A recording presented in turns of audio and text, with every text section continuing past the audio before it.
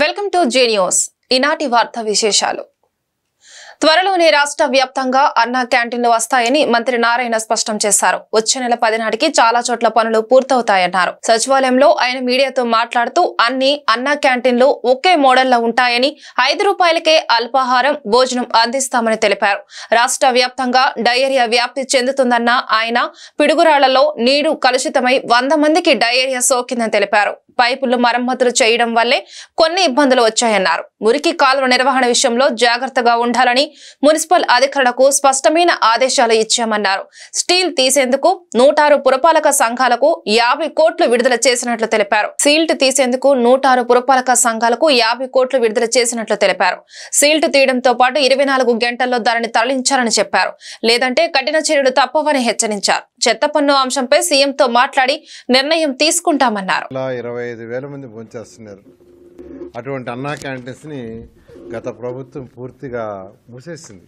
ఒక కక్ష సాధింపుతో ఆ ప్రభుత్వం చేసింది. కొన్ని అన్నా క్యాంటీన్స్లో సెక్రటరియట్లు పెట్టారు, కొన్ని అన్నా క్యాంటీన్స్ని గోడౌన్లుగా పెట్టుకున్నారు, కొన్ని అన్నా క్యాంటీన్స్ని బ్లీచింగ్ పౌడర్ వేసుకోవడానికి పెట్టుకున్నారు. ఇట్లా రకరకాలుగా అన్నా క్యాంటీన్స్ మొత్తాన్ని నిర్వహణ చేశారు. వాటికంతా కొన్ని మరమ్మతులు చేయాల్సింది. దానికి టెండర్లు ఇచ్చాము. కొన్నిట్లో వర్క్ స్టార్ట్ అయింది, కొన్నిట్లో వర్క్ జరగబోతూ ఉంది. బహుశా ఈ వర్క్ అంతా నెక్స్ట్ మంత్ ఆగస్టు 10కి పూర్తి అయ్యేటట్టుగా ఆదేశించాం. పెంచేది ఏం లేదు, సేమ్ రేట్స్ 5 రూపాయలతో యాక్చువల్గా బ్రేక్ఫాస్ట్ అయినా లంచ్ అయినా డిన్నర్ అయినా చేసే విధంగా చేయడం జరిగింది. దాదాపు అన్ని ఆర్ఓ ప్లాంట్లలో యాక్చువల్గా బ్యాక్టీరియా బయటపడింది. అవి క్లోజ్ చేసిన తర్వాత సిటీలో అక్కడ డయేరియా కంట్రోల్కి వచ్చింది. వీలైనంతరకు డ్రైన్స్లో మురుగు లేకుండా చేయటం కోసంగా అన్ని మున్సిపాలిటీస్కి యాక్చువల్గా ఇన్స్ట్రక్షన్ ఇచ్చాం, సిల్ట్ తీయమని. మున్సిపల్ కార్పొరేషన్స్ కాకుండా మిగిలిన 106 మున్సిపాలిటీస్కి 50 కోట్ల రూపాయలు ఈరోజు దాన్ని రిలీజ్ చేయడం జరిగింది. మనకి ఈ ప్రాబ్లమ్స్ పోవాలంటే ఖచ్చితంగా under ground drainage system, under ground drinking pipe lines రావాలి. అమృత్ 1, అమృత్ 2. అమృత్ 1 టైం అయిపోయింది కానీ 100% పూర్తి చేయాల. అమృత్ 2 అయితే అసలు ఆల్మోస్ట్ టేకప్ చేయాల. ఎందుకంటే స్టేట్ గవర్నమెంట్ షేర్ వేయాలి, మున్సిపాలిటీ షేర్ వేయాలి. గత ప్రభుత్వం ఆ షేర్ ఇవ్వనందువల్ల ఆ వర్క్లన్నీ పూర్తిగా అయిపోయినాయి. వాటిలన్నిటిని రివైజ్ చేసి చేయడానికి కొంత సమయం పడుతుంది. అందువల్ల ప్రజలందరినీ కొద్దిగా ఓపికగా ఉంటే అవన్నీ చేసి మళ్ళా మున్సిపాలిటీస్ని గత 2014 నుంచి 19 దాకా ఎలా ఉందో ఆ విధంగా గాడిలో పెట్టడం జరుగుతుంది. గుంటూరు నగరపాలక సంస్థ కౌన్సిల్ సమావేశం ఈ నెల 20వ తేదీన జరగడం లేదని గుంటూరు తూర్పు ఎమ్మెల్యే మహమ్మద్ నజీర్ అహ్మద్ తెలిపారు. కౌన్సిల్ సమావేశం ఉన్నట్లు తమకు ఇంతవరకు సమాచారం లేదని వివరించారు. వర్షాకాలం దృష్టిలో ఉంచుకొని పరిసరాల పరిశుభ్రతకు అధిక ప్రాధాన్యత ఇస్తున్నామని వెల్లడించారు. గురువారం గుంటూరు తూర్పు ఎమ్మెల్యే నజీర్ అహ్మద్ నగర కమిషనర్ కీర్తి చేకూరితో ప్రత్యేకంగా భేటీ అయ్యి పలు అభివృద్ధి పారిశుద్ధ్య కార్యక్రమాలపై సమీక్షించారు. అనంతరం ఆయన మీడియాతో మాట్లాడుతూ వర్షాకాలం నేపథ్యంలో నగరవాసులు ఎలాంటి ఇబ్బందులు పడకుండా సహాయక చర్యలు చేపట్టామన్నారు. చిన్న చిన్న పనులు కూడా ఇంజనీరింగ్ శాఖ అధికారులు ఆలస్యం చేయడంపై అసంతృప్తి వ్యక్తం చేశారు. నగరవాసుల సమస్యలను పరిష్కరించడమే తొలి ప్రాధాన్యతగా తీసుకోవాలని అధికారులకు సూచించామన్నారు. ఈరోజు గుంటూరు నగరపాలక సంస్థ అధికారులతో రివ్యూ సమావేశాన్ని ఏర్పాటు చేసుకోవడం జరిగింది. ముఖ్యంగా నగరంలో ఉన్నటువంటి శానిటరీ అలాగే ఇంజనీరింగ్ విభాగ అధికారులందరితో రాబోయేటువంటి రోజుల్లో ఏ విధమైనటువంటి కార్యక్రమాలు తీసుకోవాలి, ముఖ్యంగా చిన్న చిన్న పనులు కూడా ప్రొసీజర్ ప్రకారం దాదాపు 4 రోజులు పట్టేటువంటి పరిస్థితులు ఉన్నాయి. చిన్న చిన్న రోడ్ ప్యాచెస్ కానీ లేకపోతే డ్రైన్స్ కానీ ఒక ఫుడ్ ఏదైనా స్పీడ్ బ్రేకర్ వేయాలన్నా కూడా ఇంజనీరింగ్ అధికారులు ప్రాసెస్ ప్రకారం చేయాలంటే నిలబెట్టేటువంటి పరిస్థితులు ఉన్నాయి. కాబట్టి వాటినన్నిటి కూడా త్వరతగినది ఏ విధంగా చేయాలనే దాని మీద ఈరోజు అధికారులతో మాట్లాడి నగరంలో ప్రతి వారం కూడా పర్యటించే దాంట్లో అధికారులు సహకరించాలని, ప్రజా సమస్యల మీద నిరంతరం ఎప్పటికప్పుడు వాటిని పరిష్కరించేటువంటి దిశగా అధికారులను కూడా అప్రమత్తం చేయడం, దానికి కావాల్సినటువంటి కమిషనర్ గారి నుంచి పర్మిషన్స్ కానీ ఇవన్నీ తీసుకోవడం, అలాగే ముఖ్యంగా శానిటేషన్ గతంలో మనందరం కూడా చూసాం. ఈరోజు కొత్తగా డబ్బాలు ప్రతిరోజు ఇంట్లో నుంచి చెత్తను తీసుకుని వచ్చి ట్రాక్టర్లతోనూ ఈ ఆటోలతోనూ తీసుకెళ్ళడం జరుగుతూ ఉంది. కానీ ఈవినింగ్ తర్వాత ఉదయం 2వ రోజు ఉదయం కల్లా వచ్చేటువంటి చెత్త ప్రతి వీధిలో కూడా చివరిలో కుప్పలుగా పోసేటువంటి పరిస్థితి ఉన్నాయి. రాత్రిపూట కుక్కలు అవన్నీ కూడా రోడ్డంతా గలీజ్ చేసి ప్రజలకు ఇబ్బంది కలిగేటువంటి పరిస్థితి ఉన్నాయి. కాబట్టి వాటి మీద ఒక యాక్షన్ ప్లాన్ని, అలాగే వాటర్ కన్జంప్షన్ అంటే ఈరోజు ఎంత వాటర్ మనం గుంటూరు సిటీకి వస్తూ ఉన్నాయి, ఎన్ని కనెక్షన్స్ ఉన్నాయి, ఏ ఏరియాస్కి వాటర్ తక్కువ వెళ్తూ ఉంది, వాటర్ ఎందుకు తక్కువ అవసరమైన చోటకి వాటర్ని ఇంకా పంపించేటువంటి క్రమంలో ఏ విధమైనటువంటి ప్రణాళికలు తీసుకోవాలి. అలాగే శానిటేషన్ సంబంధించి మ్యాన్ పవర్ ఎక్కడైనా తగ్గిన వాటిని పెంచుకునేటువంటి క్రమంలో, అలాగే కొన్ని హార్టికల్చర్ వాళ్ళు చెట్లు పెరిగిపోయి ఇబ్బందులు పడుతున్నటువంటి కొన్ని ఏరియాస్ ఉన్నాయి. వాటినన్నింటిలో కూడా పరిశీలించి ఆ హార్టికల్చర్ అధికారులను కూడా అప్రమత్తం చేసి వాటిని తొలగించేటువంటి కార్యక్రమం, అలాగే శ్మశాన వాటికల్ని ఏ విధంగా అభివృద్ధి చేయగలుగుతాం, ఇవన్నీ కూడా చర్చకు వచ్చినాయి. వీటన్నింటినీ కూడా కార్యరూపం దాల్చడానికి అధికారులను అప్రమత్తం చేస్తూ ఒక యాక్షన్ ప్లాన్ని తయారు చేసుకోవడం జరుగుతూ ఉంది. తప్పకుండా ప్రజలకు వచ్చినటువంటి ప్రతి ఒక్క విజ్ఞప్తి కూడా, ప్రజల నుంచి వచ్చినటువంటి ప్రతి ఒక్క విజ్ఞప్తి కూడా స్వీకరించి వాటిని పరిష్కరించడానికి అధికారులు మేము కూడా ప్రజలతో మమేకమై ప్రతిరోజు కూడా సంబంధించినటువంటి అంశాల మీద అధికారులు అప్రమత్తం చేస్తూ ముందుకు సాగుతాం. సీఎం చంద్రబాబుకు వైఎస్ఆర్సీపీ అధినేత YS Jaganmohan Reddy strong counter ఇచ్చారు. రాష్ట్రంలో రాక్షస పాలన కొనసాగుతుందని, లా అండ్ ఆర్డర్ అన్నది ఎక్కడా కనిపించడం లేదు, ప్రజల మాన ప్రాణాలకు రక్షణ లేకుండా పోయింది, వైఎస్ఆర్సీపీని అనగదొక్కాలన్న కోణంలో ఈ దారుణాలకు పాల్పడుతున్నారని ట్విట్టర్ వేదికగా వైఎస్ జగన్ మండిపడ్డారు. కొత్త ప్రభుత్వం వచ్చి నెలన్నర రోజుల్లోనే ఆంధ్రప్రదేశ్ అంటే హత్యలు, అత్యాచారాలు, రాజకీయ కక్షలతో చేస్తున్న దాడులు, విధ్వంసాలకు చిరునామాగా మారిపోయింది. నిన్నటి వినకొండ హత్య ఘటన దీనికి పరాకాష్ట. నడి రోడ్డుపై జరిగిన ఈ దారుణ కాండ ప్రభుత్వానికి సిగ్గుచేటు. ముఖ్యమంత్రి సహా బాధ్యతతో వ్యవహరించాల్సిన వ్యక్తులు రాజకీయ దురుద్దేశాలతో వెనకుండి ఇలాంటి దారుణాలను ప్రోత్సహిస్తున్నారని వైఎస్ జగన్ ఆగ్రహం వ్యక్తం చేశారు.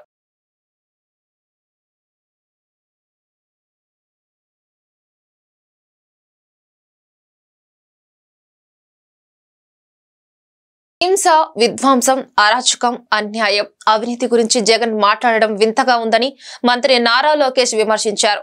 ఈ మేరకు ఆయన ట్విట్టర్ వేదికగా పోస్టు చేశారు. రాష్ట్రంలో బాధితులనే నిందితులుగా చేసిన చీకటి రోజులు పోయి నెల దాటింది. కూటమి ప్రభుత్వం మిగిలిన ఆ అరాచకపు ఆనవాళ్లను కూడా కూకటి వేళతో పెకిలించేస్తుంది. ప్రజా తీర్పుతో ఉనికి కోల్పోయిన జగన్ అసత్య ప్రచారాలతో అబద్ధపు పునాదులపై మళ్లీ నిలబడాలని చూస్తున్నారు. రాష్ట్రంలో ఎక్కడ ఏం జరిగినా హత్య రాజకీయాలంటూ ప్రభుత్వానికి అంటగట్టే ప్రయత్నం చేస్తున్నారని తెలిపారు. రాష్ట్రంలో శాంతి భద్రతలు నిర్వీర్యమయ్యాయని మాజీ మంత్రి గుడివాడ అమర్నాథ్ ఆరోపించారు. వినకొండ సంఘటన దేశాన్ని కుదిపేసిందని, పార్టీకి చెందిన మైనార్టీ నేత చేతులు నరికి దారుణంగా హత్య చేశారన్నారు. ఎంపీ మిథున్ రెడ్డిపై రాళ్లదాడి చేయడం, మాజీ ఎంపీ రెడ్డప్ప వాహనాన్ని తగలబెట్టారని తెలిపారు. ఎంపీపై రాళ్లదాడి ప్రజాస్వామ్యంలో ఎంతవరకు సమంజసమని ప్రశ్నించారు. కూటమి ప్రభుత్వం అధికారంలోకి వచ్చిన తర్వాత రాష్ట్రంలో అరాచకాలు పెరిగిపోయాయని అమర్నాథ్ మండిపడ్డారు. పచ్చ నేతలు రాష్ట్ర వ్యాప్తంగా అరాచకాలు సృష్టిస్తున్నారని ధ్వజమెత్తారు. కూటమి అధికారంలోకి వచ్చాక 31 మంది ప్రాణాలు బలిగొన్నారని, 35 మంది ఆత్మహత్యకు పాల్పడేలా చేశారని విమర్శించారు. వైఎస్ఆర్సీపీ నేతల ఆస్తులను ధ్వంసం చేస్తున్నారని దుయ్యబట్టారు. ఏ రకమైనటువంటి అరాచకాలు కూటమి పార్టీలకు సంబంధించినటువంటి నాయకులు కానీ, వారి కార్యకర్తలు కానీ రాష్ట్ర వ్యాప్తంగా ఏ రకంగా విధ్వంసం సృష్టిస్తూ ఉన్నారో అన్నటువంటిది మనందరం కూడా చూస్తూ ఉన్నాం. సరే, 5 సంవత్సరాలు పరిపాలన చేసినటువంటి వైఎస్ఆర్ కాంగ్రెస్ పార్టీని కాదని, జగన్మోహన్ రెడ్డి గారు చేసినటువంటి సంక్షేమాన్ని కాదని, అంతకన్నా ఇంకా ఎక్కువ సంక్షేమ కార్యక్రమాలు కూటమి పార్టీలు ఎన్నికల్లో హామీ ఇవ్వడం, జగన్మోహన్ రెడ్డి గారి కన్నా మేరుగా ఇంకా సంక్షేమ పథకాలు అందిస్తారనో, అభివృద్ధి చేస్తారో అన్నటువంటి ఉద్దేశంతో ప్రజలు అధికారాన్ని ఇవ్వడం, ఇవన్నీ ఇచ్చిన తర్వాత గడిచినటువంటి 45 రోజులుగా ఏం సాధించారు అని అంటే, గడిచినటువంటి 45 రోజుల్లో దాదాపు 1000కు పైగా అనేక రకాలైనటువంటి దాడులు సృష్టించారు. ఏకంగా 31 మంది ప్రాణాలు బలిగొన్నారు. దాదాపు 35 మంది ఆత్మహత్యలు చేసుకునేటువంటి దానికి ప్రేరేపించారు. దాదాపు 300కు పైగా హత్యా ప్రయత్నాలు చేశారు. ప్రభుత్వ ఆస్తుల మీద దాదాపు 400-500 ప్రభుత్వ ఆస్తుల మీద దాడులు చేశారు. 500 పైచిలకు ప్రైవేట్ ఆస్తుల మీద దాడులు చేశారు. ఏ రకంగా ఆడపిల్లల మీద జరుగుతున్నటువంటి అఘాయిత్యాలు చూస్తూ ఉన్నాం. కర్నూలులో కానీ, లేదా మొన్న రాంబిల్లిలో కానీ, నిన్న గాజువాకలో కానీ అనేక రకాలుగా పూర్తిగా లా అండ్ ఆర్డర్ అనేటువంటిది ఆంధ్రప్రదేశ్ రాష్ట్రంలో పూర్తిగా నిర్వీర్యమైపోయి ఏ ఒక్క వ్యక్తికి కూడా ఈ రాష్ట్రంలో శాంతి భద్రతలు ఉన్నాయి, క్షేమంగా బయటికి వెళ్తే మళ్ళీ తిరిగి రాగలుగుతాం అన్నటువంటి నమ్మకాన్ని కోల్పోయేటువంటి విధంగా గడిచినటువంటి 45 రోజులు ఈ రాష్ట్రంలో కూటమి ప్రభుత్వం రాష్ట్ర ప్రయోజనాలను దృష్టిలో ఉంచుకొని రాష్ట్ర ముఖ్యమంత్రి నారా చంద్రబాబు నాయుడు దేశ ప్రధాని మోడీతో క్లియర్ కట్ గా వ్యవహరించారని సిపి రాష్ట్ర కార్యదర్శి రామకృష్ణ స్పష్టం చేశారు. మూడోసారి మోడీ ప్రధాని కావడానికి కారణమైన చంద్రబాబుకు ఢిల్లీలో దిక్కు లేకుండా పోయిందని ఎద్దేవా చేశారు. ఏపీలో ప్రభుత్వ ఉద్యోగులకు జీతాలు ఇవ్వాలి అంటే అప్పు చేయాల్సిన దుస్థితి నెలకొందన్నారు. గుంటూరు కొత్తపేట సిపిఐ జిల్లా కార్యాలయంలో గురువారం జిల్లా జనరల్ బాడీ సమావేశం జరిగింది. ఈ సమావేశంలో ముఖ్య అతిథిగా రామకృష్ణ పాల్గొన్నారు. ఈ మేరకు ఆయన మీడియాతో మాట్లాడుతూ మోడీ ప్రభుత్వం 10 ఏళ్లుగా ఏపీని మోసం చేసిందని ఆరోపించారు. ఇప్పుడు రాష్ట్రానికి మంచి అవకాశం వచ్చిందని, తద్వారా రాష్ట్ర అభివృద్ధికి కావాల్సిన నిధులు సమకరించుకోవాల్సిన బాధ్యత చంద్రబాబు సర్కారుపై ఉందన్నారు. ఢిల్లీలో ఏం జరిగిందో చంద్రబాబు ప్రజలకు చెప్పాలని డిమాండ్ చేశారు. మోడీ పాలనలో దేశం బలహీనపడిందన్నారు. ప్రజలు మధ్య మత విద్వేషాలు రెచ్చగొడుతున్నారని మండిపడ్డారు. దేశంలో నిరుద్యోగ సమస్య రికార్డు స్థాయిలో పెరిగిపోయిందని ఆందోళన వ్యక్తం చేశారు. అంబానీ అదానీలకు మోడీ ఊడిగలు చేస్తూ దేశాన్ని గాలికి వదిలేశారని ధ్వజమెత్తారు. ఈ సమావేశంలో సిపిఐ రాష్ట్ర సహాయ కార్యదర్శి ముప్పాల నాగేశ్వరరావు, అక్కినేని వనజ, జిల్లా కార్యదర్శి జంఘాల అజయ్ కుమార్, నగర కార్యదర్శి కోట మాల్యాద్రి, వెలుగురి రాధాకృష్ణమూర్తి, తిరుపతయ్య తదితరులు పాల్గొన్నారు. ఆర్థిక మంత్రి గారు ఇంటర్వ్యూ ఇవ్వాలా, ప్రైమ్ మినిస్టర్ గారిని కలవాలా, ఇతర మంత్రులు కలవలేకపోయాడు.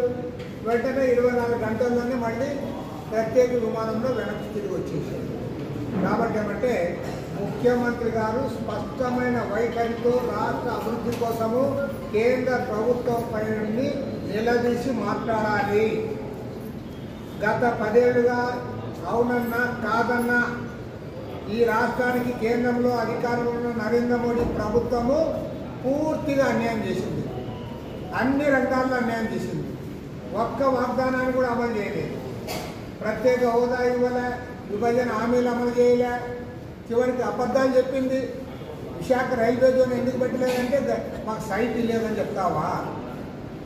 సైట్ ఇవ్వరయ్యా, రైల్వే జోన్ పెడతామంటే అది జగన్మోహన్ రెడ్డి గవర్నమెంట్ కానీ చంద్రబాబు నాయుడు గవర్నమెంట్ కానీ ఏ గవర్నమెంట్ అయినా రాష్ట్రాన్ని మేలు జరుగుతుందంటే సైట్ ఇవ్వరా? తీరా ఎన్నికలు వచ్చిన తర్వాత జగన్మోహన్ రెడ్డి సైట్ ఇవ్వలేదని చెప్పి అబద్ధాలు చెప్తావా? మరి కడపలో సైట్ ఉంది కదా, స్టీల్ ఫ్యాక్టరీ పెట్టడానికి ఎవరడం వచ్చారు? మరి ఉత్తరాంధ్ర రాయలసీమకు నిధులు ఎందుకు ఇవ్వాలా? రామాయపట్నంలో పోర్టు ఎందుకు ఏర్పాటు చేయలే? కాబట్టి అంటే పక్కాగా కేంద్రంలో అధికారంలో ఉన్న నరేంద్ర మోడీ ప్రభుత్వము 10 ఏళ్లుగా అన్యాయం చేసింది. కనీసం ఇప్పుడైనా వాళ్ళ వైఖరిలో మార్పు వస్తుందని అనుకున్నాం, కానీ ఎలాంటి మార్పు కనపడడం లేదు. ముఖ్యమంత్రి చంద్రబాబు నాయుడు గారు దాచిపెట్టడం మానాలి. అవుట్ రైట్గా అక్కడ ఢిల్లీలో ఏం జరిగిందో ఆయన వివరించాలని కూడా కోరుతా ఉన్నాం. ప్రభుత్వ మెడికల్ కళాశాలల్లో 50% సీట్లను మేనేజ్మెంట్ కోటాలో కేటాయిస్తూ గత ప్రభుత్వం ఇచ్చిన జీవో నెంబర్ 107, 108లను తక్షణమే రద్దు చేయాలని మెడికోస్ పేరెంట్స్ అసోసియేషన్ రాష్ట్ర అధ్యక్షులు డాక్టర్ ఆలా వెంకటేశ్వరరావు డిమాండ్ చేశారు. అమరావతి రోడ్లోని ఆలా హాస్పిటల్ ఏర్పాటు చేసిన మీడియా సమావేశంలో ఆయన మాట్లాడారు. గత ప్రభుత్వం ప్రవేశపెట్టిన ఈ ప్రజా వ్యతిరేక జీవోలను రద్దు చేస్తామని యువగళం పాదయాత్ర సందర్భంగా నారా లోకేష్ మాట ఇచ్చారని గుర్తు చేశారు. కానీ ప్రభుత్వం వచ్చిన తర్వాత అదే చీకటి జీవోలను ఎలా కొనసాగిస్తారని ఆయన ప్రశ్నించారు. యూనివర్సిటీల పేర్లను మారుస్తూ జీవోలను తెచ్చిన ప్రభుత్వానికి ఇటువంటి చీకటి జీవోలను మార్చే ఆలోచన ఎందుకు రాలేదని ఆయన నిలదీశారు. తక్షణమే ప్రజా వ్యతిరేక జీవోలను రద్దు చేయాలని మంత్రులు నారా లోకేష్, పవన్ కళ్యాణ్ వారు డిమాండ్ చేశారు. లేని పక్షంలో ప్రజా సంఘాలతో కలిసి జీవోల రద్దు కోసం తీవ్రంగా ఉద్యమిస్తామని ఆయన హెచ్చరించారు. ఈ సమావేశంలో ఏఐఎస్ఎఫ్ జిల్లా ప్రధాన కార్యదర్శి బందెల నాజర్జీ, మెడికోస్ పేరెంట్స్ అసోసియేషన్ నాయకులు కె నరసింహారావు, బీసీ నాయకులు దాసరి తిరుపతిరావు, తుమ్మేటి కృష్ణ, నిరుద్యోగ సంఘ నాయకులు కొలికొండ వెంకట సుబ్రహ్మణ్యం, బహుజన చిరు వ్యాపారుల వృత్తిదారుల రాష్ట్ర అధ్యక్షులు తన్నీరు సాంభయ్య తదితరులు పాల్గొన్నారు. గత ప్రభుత్వం కొత్తగా ఏర్పడినటువంటి మెడికల్ కాలేజీల్లో 50% సీట్లను పేమెంట్ సీట్లుగా మార్చుతూ జియో నంబర్ 107, 108 ఇచ్చింది. ఆ రోజున మెడికోస్ పేరెంట్స్ అసోసియేషన్ తరఫున మేము దాన్ని పూర్తిగా వ్యతిరేకించాము. మాతో పాటు ఆ రోజు ప్రతిపక్షంలో ఉన్నటువంటి తెలుగుదేశం పార్టీ కానివ్వండి, జనసేన కానివ్వండి, తర్వాత బీజేపీ కానివ్వండి, వీళ్ళందరూ కూడా ఆ పేమెంట్ సీట్ల విధానాన్ని పూర్తిగా వ్యతిరేకించారు. అందులో భాగంగా ఆ రోజు యువగాళంలో మాట్లాడుతూ ఈరోజు మంత్రి గారు అయినటువంటి నారా లోకేష్ గారు తాము అధికారంలోకి వచ్చినట్లయితే ఇది తక్షణమే రద్దు చేస్తామని చెప్పేసి వాగ్దానం చేసి ఉన్నారు. ఈరోజు మరి వారు అధికారంలో ఉన్నారు. వారు గతంలో అన్న మాటలు వారికి ప్రస్తుతం గుర్తున్నాయో లేదో అని చెప్పేసి ఇప్పుడు ఒకసారి మేము గుర్తు చేద్దామని చెప్పేసి మొదటిసారి ప్రభుత్వమే ఏకంగా మెడికల్ సీట్లు అమ్మే పరిస్థితి తీసుకొచ్చారు. రేపు తెలుగుదేశం పార్టీ అధికారంలోకి వచ్చిన వెంటనే నిరుపేదలకి మళ్ళీ ఆ మెడికల్ సీట్లు మేము అందజేస్తాము. ఈ జియో ఏదైతే ప్రభుత్వం తీసుకొచ్చిందో మొదటి 100 రోజుల్లో రద్దు చేసే బాధ్యత మీ లోకేష్ తీసుకుంటాడని ఈ సభాముఖంగా నేను నీకు హామీ ఇస్తున్నాను. మరి ఆ విధమైనటువంటి హామీలు ఇచ్చినటువంటి వారు ఈరోజు అధికారంలోకి వచ్చారు. వారు తలుచుకుంటే ఒక్క నిమిషంలో ఆ జీవోను రద్దు చేయగలిగిన శక్తి వాళ్ళకు ఉంది. మనందరికీ తెలుసు, ఇంతకుముందు ఎన్టీఆర్ యూనివర్సిటీ అనే పేరుంటే తర్వాత గత ప్రభుత్వం వైఎస్ఆర్ యూనివర్సిటీగా పేరు మార్చింది. అయితే వీరు రాగానే వచ్చిన మరుక్షణమే వైఎస్ఆర్ యూనివర్సిటీని మరలా ఎన్టీఆర్ యూనివర్సిటీగా మారుస్తూ జియో తీసుకొచ్చిన సంగతి మనందరికీ తెలుసు. అయితే అదేవిధంగా ఈరోజు వందలాది మంది విద్యార్థులకు ఉపయోగపడేటువంటి ఈ జియో నంబర్ 107ని 108ని ఎందుకు రద్దు చేయరని చెప్పేసి ఇప్పుడు మేము ప్రశ్నిస్తున్నాం. అంతేకాకుండా నిన్న వీరు పేర్కొంటూ ఏంటంటే మేము పాత విధానాన్నే కంటిన్యూ చేస్తాము, గత ప్రభుత్వంలో ఏ జీవోలు అయితే అమలు చేశారో వాటినే మేము కంటిన్యూ చేస్తామని చెప్పేసి వారు కోర్టులో చెప్పడం జరిగింది. నిన్న పత్రికా ముఖంగా కూడా చెప్పడం జరిగింది. కాబట్టి ఇది ప్రజల్ని వంచడం అవుతుంది. కాబట్టి దీన్ని ఎట్టి పరిస్థితుల్లో మేము సహించేది లేదు. ఈ జీవోల్ని ప్రజా వ్యతిరేకమైన జీవోలు, పేద విద్యార్థులకు వ్యతిరేకమైన జీవులు కాబట్టి వీటిని తక్షణమే ఉపసంహరించుకొని వారు చెప్పినటువంటి వాగ్దానాన్ని నిలబెట్టుకోవాల్సినటువంటి అవసరం ఉందని 2-3 సంవత్సరాల పాటు అహర్నిశలు కష్టపడి నీట్ లాంగ్ టర్మ్ కోచింగ్లు తీసుకొని లక్షల రూపాయలు వెచ్చించి చదివే ఆయుధం ఉన్నటువంటి పేద మెరిట్ విద్యార్థులకు, ప్రధానంగా ఎస్సీ, ఎస్టీ, బీసీ వర్గాల విద్యార్థులకు రోజు వ్యాపారాలు ఉండవు, ఏముండవు. కేవలం డాక్టర్ కానివ్వండి, కలెక్టర్ కానివ్వండి కళలు కంటారు. ఈరోజు వాళ్ళ కళలు గండి కొట్టే విధంగా గత ప్రభుత్వం, వైసీపీ ప్రభుత్వం 107, 108 జీవోలు తీసుకొచ్చింది. ఈరోజు అది సిగ్గుమాల చర్యని చెప్పని all India student federation ASF మేము తెలియజేస్తూ ఉన్నాం. ఎందుకంటే ప్రభుత్వ వైద్య కళాశాలలో కూడా సీట్లు అమ్ముకునే దుస్థితి గత ప్రభుత్వం తీసుకొచ్చింది. ఇదే పల్నాడు జిల్లా వినుకొండ నియోజకవర్గంలో యువగలం పాదయాత్రలో నారా లోకేష్ గారికి all India student federation ASF Palnadu జిల్లా నాయకత్వంగా వెళ్ళి ఈ జీవోను రద్దు చేయండి, పేద మేట్ విద్యార్థులు నష్టపోతూ ఉన్నారు, వాళ్ళ డాక్టర్లు కావాలంటే ఈ జీవోలు ఆటంకంగా మారినాయని చెప్తే ఆనాడు లోకేష్ గారు మాకు హామీ ఇవ్వడం జరిగింది. ఈ జీవోలను ఖచ్చితంగా రద్దు చేస్తాను, ఖచ్చితంగా ప్రజల ముందు చెప్తానని చెప్పని. కానీ విద్యాశాఖ మంత్రిగా బాధ్యతలు తీసుకున్నారు. ఆ తర్వాత విద్యా శాఖ మంత్రిగా సత్యకుమార్ యాదవ్ గారు తీసుకున్నారు. కాబట్టి ప్రధానంగా వీరు లోకేష్ గారు చర్యలు తీసుకుంటే ఖచ్చితంగా ఈ జీవోలు రద్దు అవుతాయి. కాబట్టి తక్షణమే ఈ జీవోలు రద్దు చేయని చెప్పని ఏఎస్ఎఫ్కు డిమాండ్ చేస్తూ ఉన్నాం. గత సంవత్సరం ఆగస్టు 7వ తేదీన ఎన్టీఆర్ హెల్త్ యూనివర్సిటీ ముందు కూడా పెద్ద ఎత్తున ఏఎస్ఎఫ్ ఆధ్వర్యంలో ఇదే జీవో రద్దు అని చెప్పని చిత్తూరు జిల్లా పొంగనూరులో ఉద్రిక్తత చోటు చేసుకుంది. వైసీపీ ఎన్డీఏ కార్యకర్తల మధ్య రాళ్ల దాడి జరిగింది. ఎంపీ మిథున్ రెడ్డి పర్యటన నేపథ్యంలో ఈ ఘటన చోటు చేసుకుంది. ఆ పార్టీ మాజీ ఎంపీ రెడ్డప్ప ఇంటికి మిథున్ రెడ్డి వెళ్లారు. వైసీపీ ప్రభుత్వ హయాంలో ఎంపీ వేధింపులకు గురి చేశారంటూ ఎన్డీఏ కార్యకర్తలు రెడ్డప్ప ఇంటి వద్దకు చేరుకున్నారు. ఈ క్రమంలో వైసీపీ కార్యకర్తలు టీడీపీ, జనసేన, బీజేపీ కార్యకర్తలపై రాళ్లతో దాడి చేశారు. దీంతో కూటమి కార్యకర్తలు ప్రతిఘటించారు. తిరిగి వైసీపీ కార్యకర్తలపై రాళ్లు విసిరారు. మిథున్ రెడ్డి గో బ్యాక్ అంటూ నినాదాలు చేశారు. పరిస్థితి ఉద్రిక్తంగా మారడంతో పోలీసులు రంగప్రవేశం చేశారు. ఆందోళనకారులను చెదరగొట్టి ఇరు వర్గాలను అదుపులోకి తీసుకొచ్చేందుకు యత్నించారు.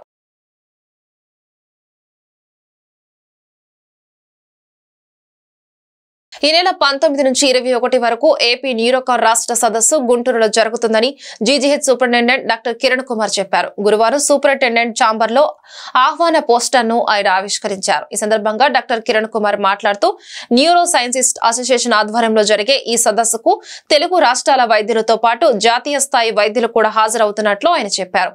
న్యూరాలజీ, న్యూరో సర్జరీ విభాగాల గురించి వైద్య విద్యార్థులకు అవగాహన కల్పించేందుకు ఈ సదస్సు ఉపయోగపడుతుందని ఆయన అన్నారు. ఈ కార్యక్రమంలో doctor Aruna Kumari, doctor Satyanarayana Murthy, doctor Srinivasarao, doctor Sivaram Krishna పాల్గొన్నారు.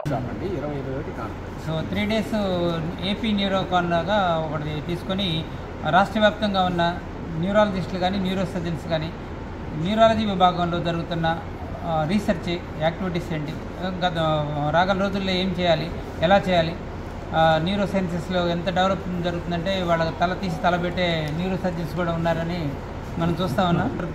జరగాల్సిన అవసరం ఉంది. అది ప్రజల్లో కూడా వెళ్ళాల్సిన అవసరం ఉంది.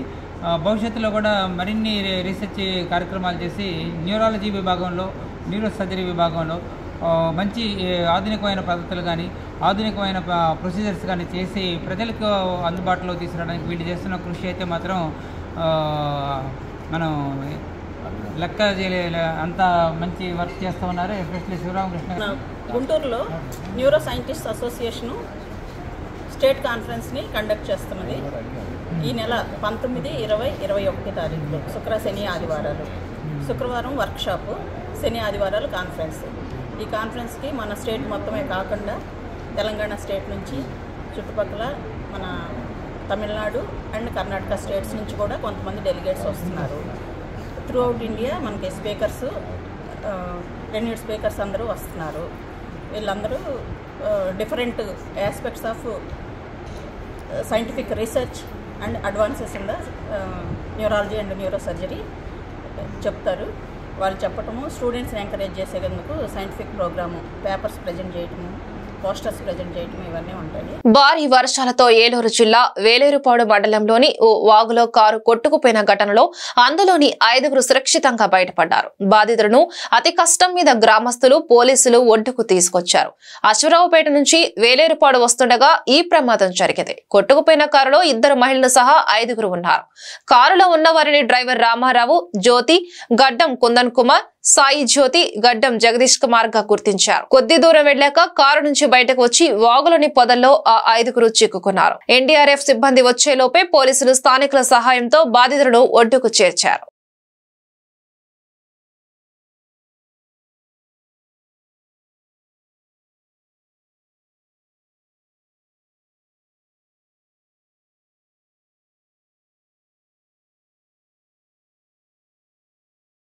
ఈ వార్తలు ఇంతటితో సమాప్తం. నమస్కారం.